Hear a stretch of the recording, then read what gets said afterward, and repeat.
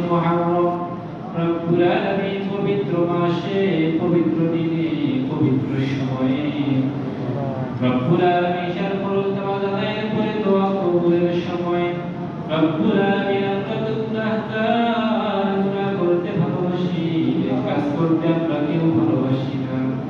রব্বুল আলামিন গুনার বোঝা মাথায় লইয়া তোমার দরবারে দুটো হাত উত্তোলন করেছি মাগে, মেহেরবানি করে আজকের এই নামাজখানা তোমার দরবারে কবুল এবং মঞ্জুর করে নাও।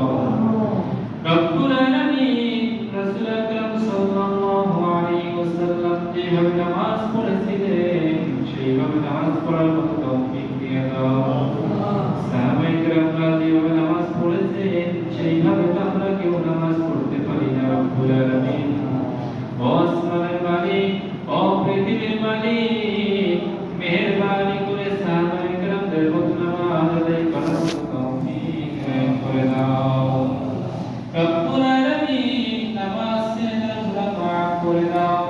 নামাজ ছেড়ে দিয়ে বহুগুনাহ করেছি, আযান শোনার পর নামাজে আসি নাই।